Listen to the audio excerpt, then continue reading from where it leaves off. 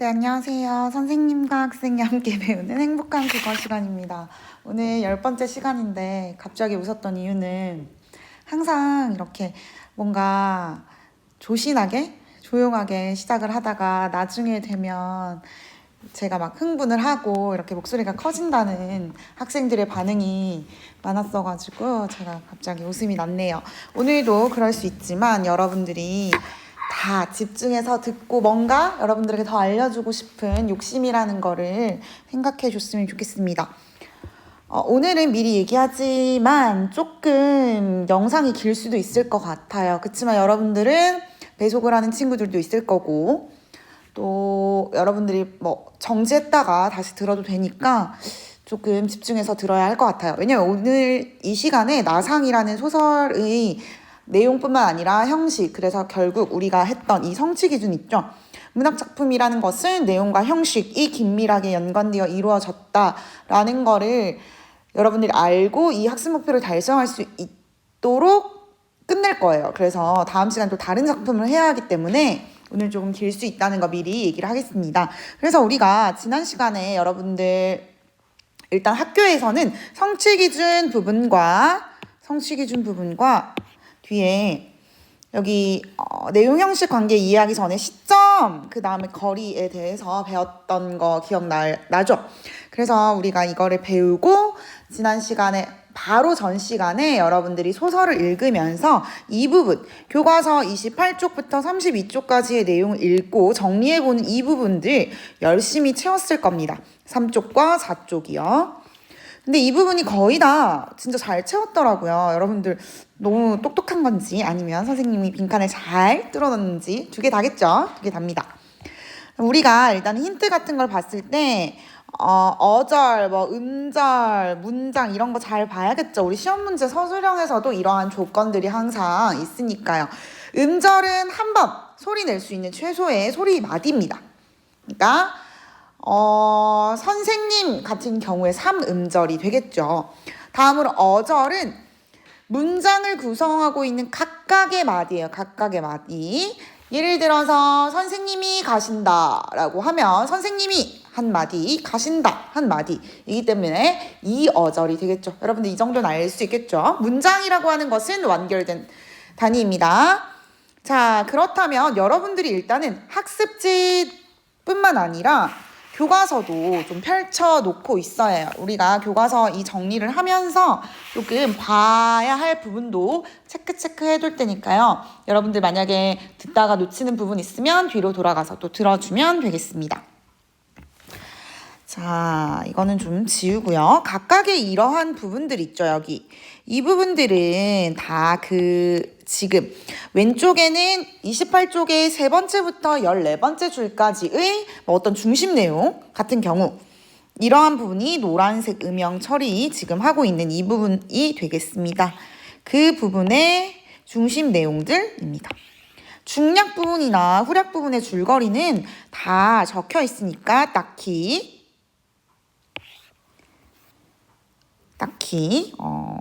쓴 건 없습니다. 중심 내용. 자, 중심 내용도 파악을 해야 되는데요. 자, 볼게요. 28쪽 세 번째 줄부터 14번째 줄. 여러분들 본문은 여러분들이 정말 다 읽었을 거라고 생각합니다.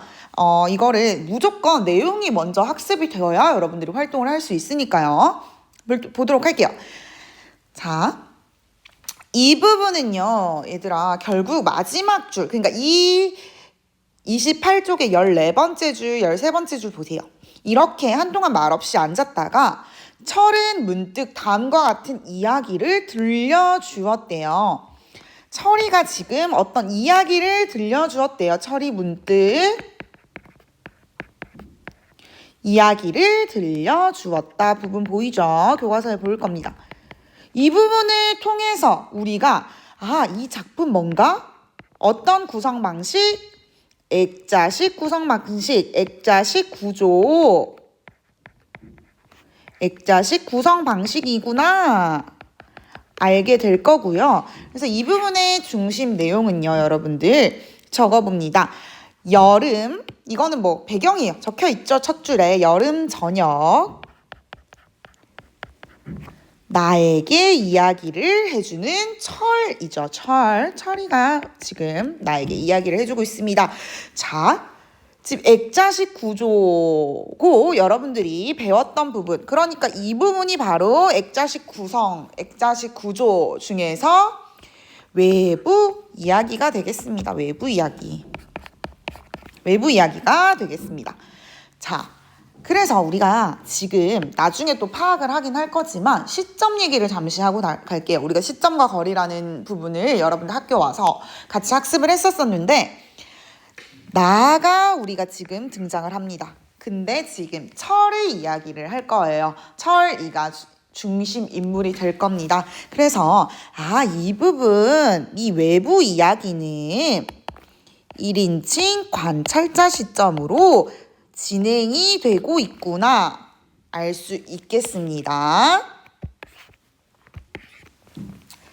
자, 그 다음에 우리 퀴즈 봅니다. 퀴즈.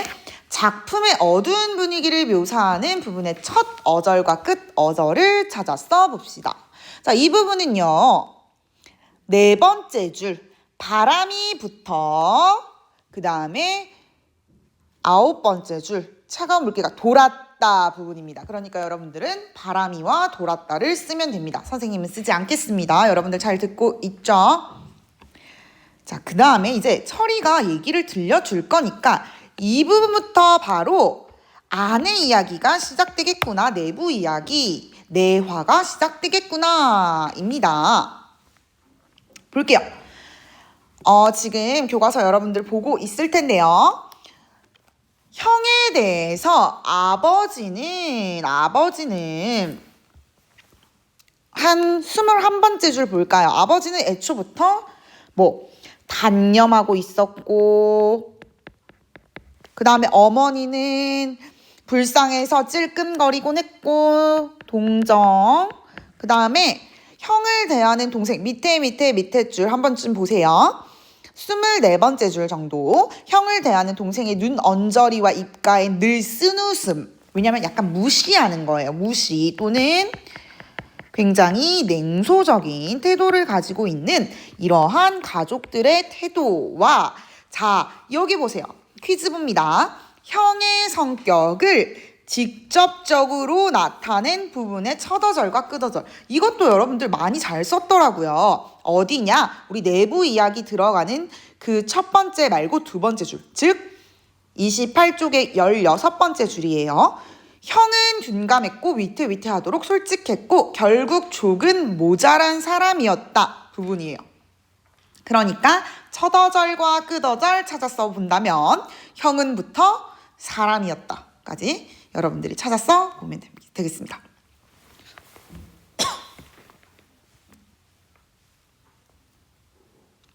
형이 한 19번째 줄 보세요. 야하, 이게 바로 그 38선이구나. 야하, 지금 굉장히 심각한 상황이잖아요. 해방 이후에 38선 넘어오는데 굉장히 심각한 상황이고 긴장한 상황인데 되게 눈치가 없기도 하고 근데 또 순수해 보이기도 한 성격이 나오네요. 자, 여러분들 시점 얘기 하나만 더 하고 갈게요. 우리 위에서는 우리 외부 이야기가 1인칭 관찰자 시점이다 라고 했는데요. 선생님이 왜 성격을 직접적으로 나타낸 부분을 찾으라 라고 했냐면요. 시점 때문에 그래요. 인물들의 내면, 성격, 심리, 생각 다 알아요. 누가? 이 작품 안에 등장하지는 않지만 저기 밖에서 바라보고 있는 전지전능한 전지적 작가가요. 전지적 작가 시점이라는 겁니다.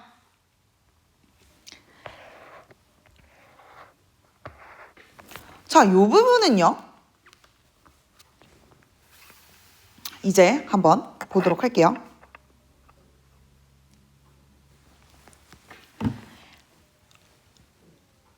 자, 어디를 봐야 되냐면요. 29쪽에 5번째 줄부터라고 했으니까요. 자, 여기서 얘들아 사변이 일어났어요. 사변. 자, 해방은 1945년이었겠고 사변이 뭘까요? 우리나라 아주 중요한 한국전쟁 6.25에 1950년에 6.25가 발발하죠. 여기서 말하는 이 사변은 한국전쟁 6.25입니다. 이제 군인이 됐네요. 뭐 그러다가 결국 얘들이 우연히 만났어요. 뭘로 잡혀가지고 뭐 적으면 될까요? 포로 쓰면 됩니다. 전쟁 중에 포로로 이송되다가 제외한 부분이에요. 어디까지냐? 17번째 줄까지. 자, 그런데 이 부분 잘 보세요. 이때 뭔가 형보다는 뭐 동생이 조금 주제가 괜찮다는 내용도 있었고, 형에게 퀴즈입니다. 심리적 거리를 두는 동생의 행동을 한 문장으로 찾아 써봅시다. 자, 어디냐면요. 10번째 줄 갑니다. 동생도 한순간은 흠칫했으나 그 옆에 봅니다.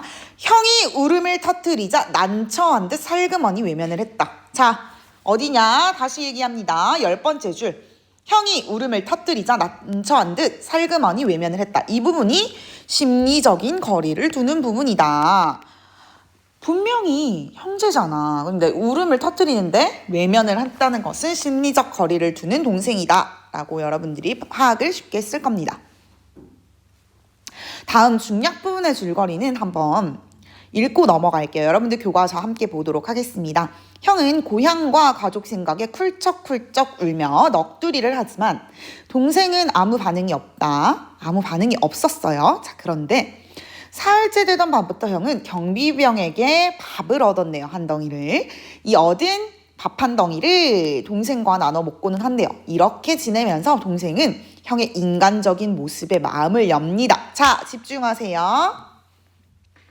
퀴즈 봅니다. 형에 대한 동생의 심리적 거리가 좁혀진 부분 이제 나옵니다. 어디냐? 형이 울면 외면하지 않고 함께 울게 된다. 부분. 이전에는 형이 울었을 때 외면을 했다 치면 점점 서로 이제 형제애가 싹 트는 거죠. 이러한 안 좋은 상황에서, 극한 상황에서 이제 심리적 거리가 점점 좁혀집니다. 왜? 울면 함께 운다는 그 부분에서 잘 찾아서 보도록 하겠습니다. 자, 1인이 원산에 다다르자 북의 경비병이 모두 바뀝니다. 자, 경비병이 점점 바뀌네요. 이제 한번 잘 보세요. 이 경비병이 바뀌면서 어떤 사건이 일어날까요? 계속해서 29쪽 22번째 줄부터 30쪽 넘어가서 4번째 줄까지인데요. 여기는 뭐 어떤 내용이 있냐? 자, 퀴즈 첫 번째 거 한번 볼게요. 시간의 경과를 나타내는 부분의 첫 어절과 끝 어절을 찾아 써봅시다. 힌트, 가을에서 겨울이래요. 여러분들 찾았었죠? 우리 23번째 줄. 바깥은 첫눈이 흩날리고 있었다. 부분 되겠죠? 그러니까 첫 어절과 끝 어절이니까 바깥은부터 있었다까지가 이 시간의 경과를 나타내는 부분이고, 자, 형의 천진난만하면서도 순수한 성격을 나타내는 소재 한음절이래요. 이름절이래요. 눈 되겠습니다. 눈. 너무 쉽죠? 눈. 두 번째 퀴즈였습니다. 자, 이 부분이요. 이제 포로로 이송하는 경비병들이 예전에는 밥도 주고 막 했었는데 감시가 심해졌다라는 부분이에요. 자, 이 부분에서 조금 볼 부분? 뭐 별거 없는데 별거 없어요. 네, 여기서는 별 내용이 없습니다. 점점점 이동하면서 감시가 심해졌다라는 정도만 알아두면 될 것 같습니다. 넘어갈게요. 30쪽에 5번째 줄부터 어느 날 밤이었다 부분부터겠죠. 29번째 줄까지는요. 여기 보면요. 형이 말하는 부분 7번째 줄 봅니다. 그 새끼 생각이 난다. 맘이 꽤 좋았대 씨아이. 그 새끼는 뭐냐면요. 그 전에는 경비병이 막 밥도 주고 했다고 했잖아요. 그 경비병 말하는 거예요. 밥도 줬던 그런 경비병. 근데 지금은 그렇지 않다라는 내용이 있게 되겠죠. 죄송해요. 지금 계속 사례가 들렸는지 좀 목이 간지러워서 기침을 좀 했습니다. 미안합니다. 자, 어떤 부분을 보냐? 퀴즈 봅니다. 형의 비극적 결말 암시하는 부분 선생님이 알려줬습니다. 잘 보세요. 잘 봐놓으세요. 요새 좀 이상한 것 같다. 나 다리에 담증이 있는데 그것 때문에 나 지금 몸이 좀 이상한 것 같아. 뭔가 형이 건강하진 않을 것 같다는 생각이 딱 드는 대목이었고요. 그 다음에 23번째, 네 번째 줄 보면 형의 걸음걸이는 눈에 띄게 절름거렸대요. 혼자 소리도 풀이 없었대요. 그러니까 뭔가 병세가 많이 안 좋아지는 게 되겠습니다. 그런데 여러분들 아까 우리가 이제 형이 울면 뭐 처음에는 외면하다가 같이 울고 계속 이제 점점 이 형제애가 굉장히 많이 넘치구나 라고 여러분들이 파악을 했을 겁니다. 네, 다음으로는 이제 31쪽 가도 될 것 같아요. 31쪽부터 31쪽 첫 번째 줄부터 22번째 줄까지인데요. 이때 어느 내용이냐? 자, 두 번째 줄 한번 볼게요. 칠성아, 너 집에 가거든 말이다. 집에 가거든. 부분 볼게요. 집에 가거든. 왜? 너만 집에 갈까? 왜 이렇게 얘기를 했을까요? 뭔가? 나는 집에 못 돌아가겠다. 난 못 갈 수도 있겠다라는 생각을 하다가도 에이, 내가 무슨 소리를 하니? 네가 집에 갈 땐 나도 갈 텐데 안 그러니? 라고 얘기를 했다가 부정하게 됩니다. 그러다가 바깥은 바람이 세고요. 지금 9번째 줄 보고 있어요. 굉장히 열악하군요, 환경이. 그 다음 봅니다. 퀴즈 봅니다. 감정을 공유하며 전쟁의 극한 상황에서 형제애가 드러난 부분. 이 부분 알려줬습니다. 동생이 눈에선 또 눈물이 비어서 나왔고요. 형은 또 벌컥 성을 내며 왜 우니? 왜 흐흐 하고 제 편에서 더 울었습니다. 점점점 더 형제애가 각별해지는 대목이에요. 자, 그 다음에 두 번째 퀴즈 봅니다. 고통에 지쳐가는 형의 모습을 나타낸 부분 볼게요. 고통에 지쳐가는 모습. 어디 보냐? 16번째 줄 봅니다. 며칠이 지날수록 형의 걸음은 더욱 잘록거렸다. 절룩거려졌다. 잘록이라뇨. 절룩거려졌다. 행렬 속에서도 별로 혼자 소리를 짓거리지 않았다. 평소에 형답지 않게 꽤나 조심스러운 낯색이었다. 둘레를 두리번거리며 경비병의 눈치를 흘끔거리기만 했다. 이젠 밤에도 동생의 귀에다 입을 대고 이것저것 짓거리지 않았다. 그러나 먼게 짖는 소리 같은 것에는 여전히 흠칫흠칫 놀라곤 했다. 동생은 또 참다 못해 눈물을 흘렸다. 이제는 이 동생이 굉장히 형제애가 넘치고 형을 굉장히 걱정하고 안타까워하는 모습이 굉장히 많이 드러나고 있습니다. 그러나 형은 왜 우느냐고 화를 내지도 않고 울음을 터뜨리지도 않았다까지가 바로 이제 지쳐가는 거예요. 뭔가 천진난만하고 순수하게 말을 걸거나 웃거나 하지 않고 지쳐가는 모습을 보인 부분이 되겠습니다. 자, 이 부분은 아픈 다리 때문에 힘들어하며 생존의 위협을 느낀 형이라는 중심 내용이 담겨 있었습니다. 이제 점점 끝을 향해 가고 있습니다. 계속해서 같은 그 쪽수의 23번째 줄부터 뒤에 넘어가서 32쪽의 5번째 줄까지의 부분을 한번 볼게요. 그날 밤 얘들아 바깥엔 뭐가 내렸대요. 자, 이게 퀴즈 첫 번째랑 관련이 있겠죠. 형에게 닥친 시련과 비극적 분위기를 강조하는 소재. 세 글자, 삼음절, 한방눈 되겠습니다. 비극적 분위기를 강조한다. 비극적 분위기를 고조한다. 이런 게 바로 이러한 소재들, 이러한 말들의 효과가 되겠습니다. 그러니까 한방눈의 효과, 비극적 분위기 강조 되겠습니다. 자, 두 번째 퀴즈 봅니다. 형이 했던 말을 따라하며 일부러 밝은 척을 함으로써 더 비극적 분위기를 고조시키는 효과를 가진 동생의 말. 뭡니까? 쉽죠? 31쪽의 마지막 줄 야하 눈이 내린다가 되겠습니다.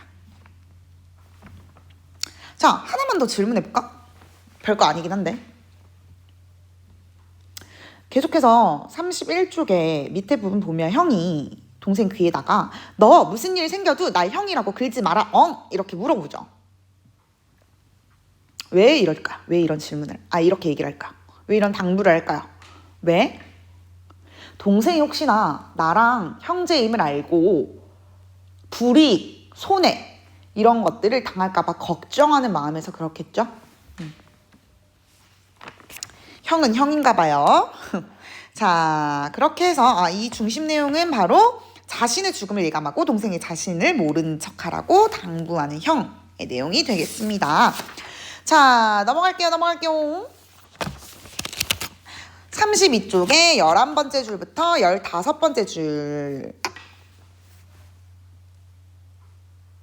전에 6번째부터 10번째 줄부터 볼게요. 결국 연기식 다 다르자. 얘들아, 하나만 더 질문할게. 이거는 비슷한 건데, 형은 동생의 허벅다리를 쿡 왜 찔렀을까? 퀴즈. 첫 번째 내용이겠죠. 아는 척하지 말라는 신호를 보이는 부분. 5어절이니까 여러분들 어떻게 쓰면 되냐? 형은 동생의 허벅다리를 쿡 찌르고는 이라고 써야겠죠. 계속 걱정하는 거예요. 우리 손에 당할까봐. 자, 그러다가 뒤에서 막 따발총을 휘둘러 쏜대요. 얘들아, 지금 전쟁의 상황이에요. 북에 포로로 호송을 되고 있는 이런 형제들의 모습인데요. 굉장히 이 전쟁이라는 것이 사람들을 이런 식으로 만드나 봐요. 전쟁 따발총을 막 휘둘러 쏘았대요. 사람한테. 굉장히 비정하죠. 경비병들 굉장히 비정해요. 그러니까 굉장히 결국은 이 부분에서 당연히 전쟁의 폭력성, 그 다음 전쟁이라는 게 있어서는 안 된다. 비극성, 비참하다, 비참성, 이런 것들을 굉장히 부각하는 부분이에요. 결국 죽이는 거잖아요, 사람을. 퀴즈 2번째 봅니다. 전쟁으로 인해 인간성이 상실되어 보이는 경비병의 대사 쉽죠? 며칠을 더 살겠다고 뻐득대기 찾았었을 겁니다. 자, 이러한 부분이 좀 뭔가 주제와 관련이 있겠구나. 일단 한번 생각해 두시고요. 그 다음 11번째 줄부터 15번째 줄 봅니다.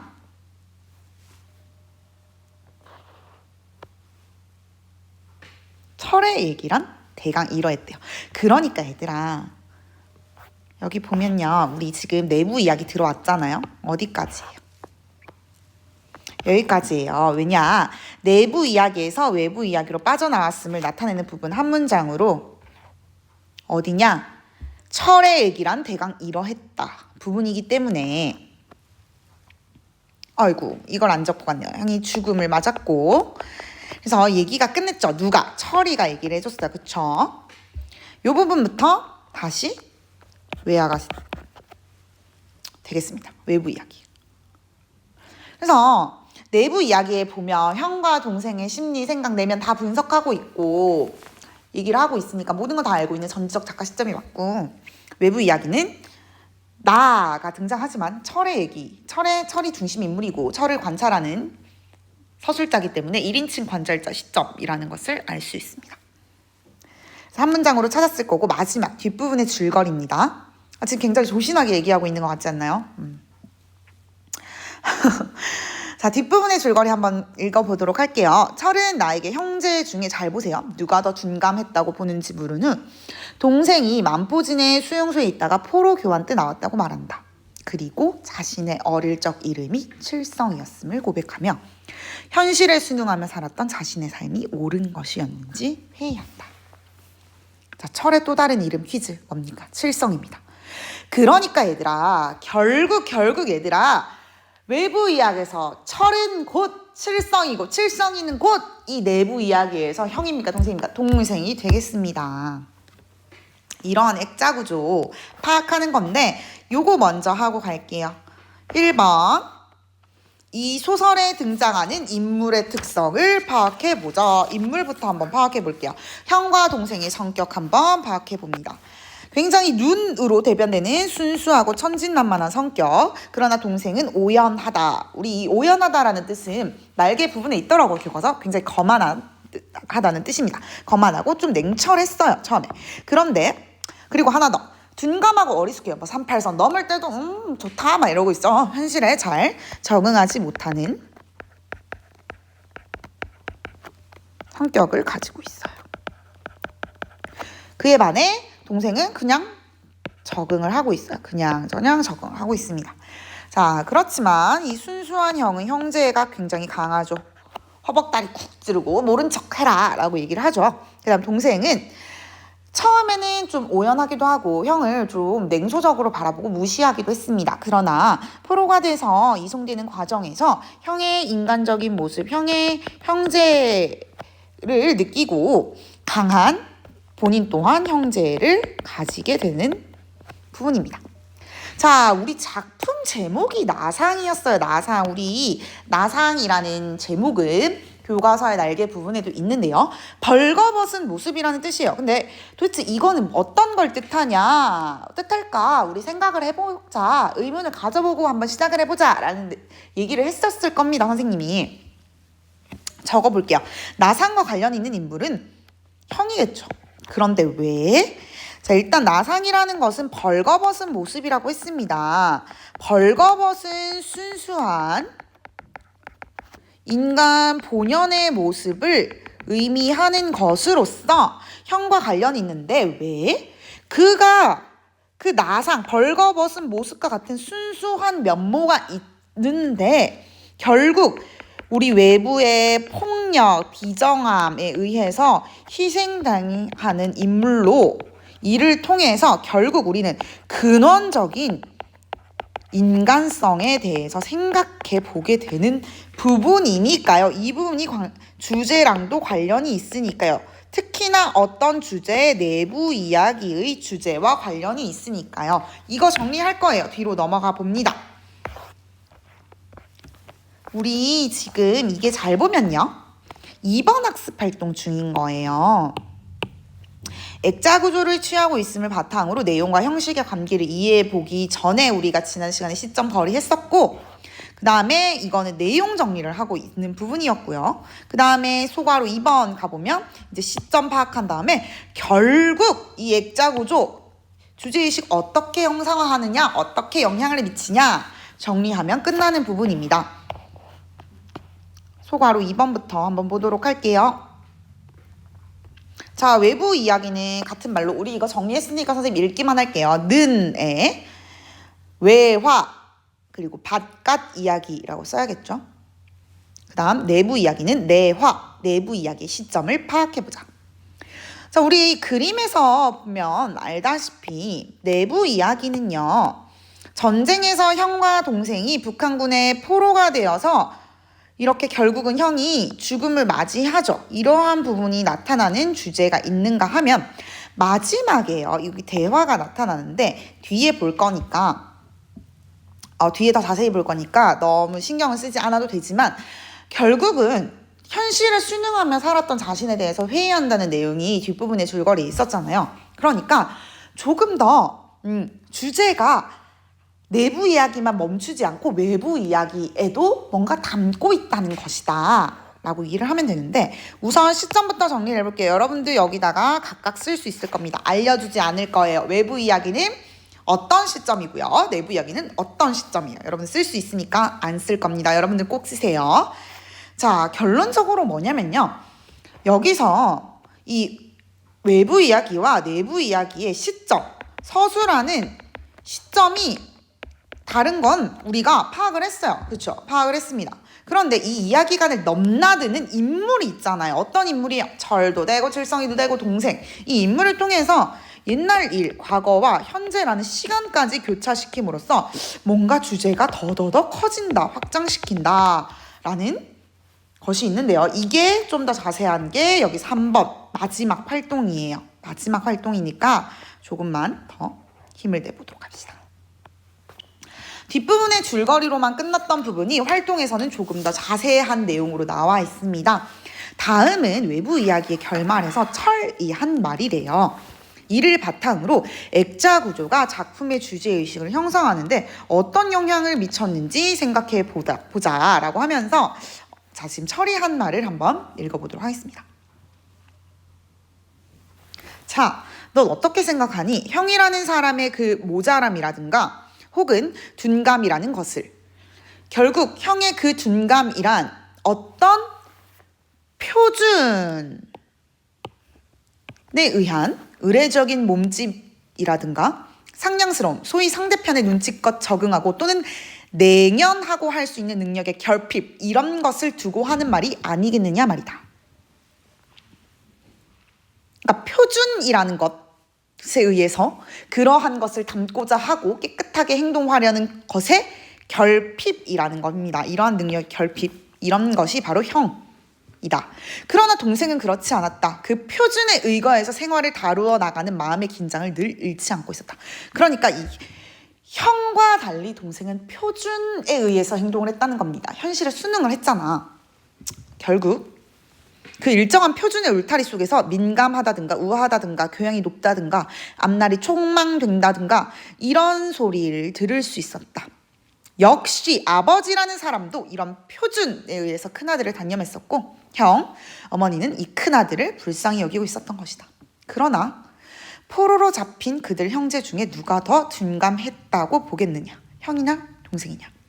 그 둔감이란 뜻부터가 어떻게 되느냐? 과연 누가 더? 내 어릴 때 이름이 칠성이었다 하고 끝나는 건데 이게 되게 뭔가 생각을 많이 하게 하는 소설입니다. 계속 얘기하고 있어요. 표준. 과연 표준이 무엇일까? 철의 질문에서 어떤 표준을 따른 생활 태도에 회의를 느끼고 있는 생각을 파악할 수 있어요. 자, 그러니까 결론적으로 얘들아, 여기서 말하는 이 표준의 뜻은 뭘까요? 남들 다 하는 거야. 어떤 일정한 규정이 되겠어요. 결국은 이 표준이라는 게 다수의 사람들, 대부분의 사람들이 정한 현실 논리 정도로 정리를 할 수 있겠어요. 다수의 사람들, 대부분들이 지키고 대부분들이 그냥 그렇다, 그게 옳다, 그게 맞는 거다 정한 일반적인 현실 논리가 표준인데요. 과연 이 표준을 따르는 것이 괜찮았을까? 이렇게 사는 게 괜찮을까? 라고 말하는 철이었습니다. 이를 통해서 이 내부 이야기에서 끝나지가 않고요. 외부 이야기를 통해서 삶의 자세에 대한 성찰 같은 거를 제시하고 있대요. 잘 보세요. 마지막입니다. 지금 뭐 하고 있었냐? 액자 구조가 작품의 주제의식 형성하는 데 어떤 영향을 미쳤는지 보고 있었어요. 이는 작품의 주제의식이 적어봅니다. 전쟁에 의한 순수한 인간성, 희생에 끝나지 않아. 이건 내부 이야기만의 주제잖아. 끝나지 않고 결국 이러한 대사를 치잖아요. 이러한 말을 하잖아요. 삶을 어떻게 살아가는 것이 옳은 것일까? 성찰하는 부분이 담겨 있잖아요. 삶의 태도에 대한 고민으로 주제의식이 확장된다. 액자 구조라는 형식이 이러한 내용에 영향을 미친다. 결국 이러한 전쟁의 극한 상황, 폭력적인 상황, 비정한 상황 속에서 어떻게 사는 게 바람직할까? 생각해보고 성찰해보는 부분까지 주제가 확장되고 있다는 것 기억하세요.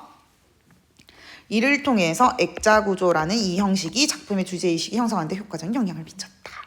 가 결론입니다. 여러분들, 우리 지금 성취 기준 뭐야? 내용과 형식은 유기적인 연관을 가지고 있다. 어떤 문학 작품이든 하면서 나상이라는 소설의 내용, 형식, 주제 다 파악했습니다. 여러분들 35쪽, 교과서 35쪽 작품 갈무리 각자 한번 꼭 읽어보는 거 잊지 말고요. 오늘 좀 길었어요. 거의 뭐 역대급이었다고 해도 과언이 아닐 정도인데 그래도 여러분들이 이거를 좀 찬찬히 공부를 해서 여러분들 학습뿐만 아니라 뭔가 여러분들 스스로 삶의 태도에서도 조금 성찰을 하고 삶의 자세를 좀 다지는 기회가 되었으면 좋겠습니다. 너무너무 수고 많았고요. 우리 다음 주에 볼 때는 또 다른 소설로 만나보게 될 겁니다. 여러분들 힘내고요. 자, 그렇다면 다음 주에 봅시다. 여러분 안녕.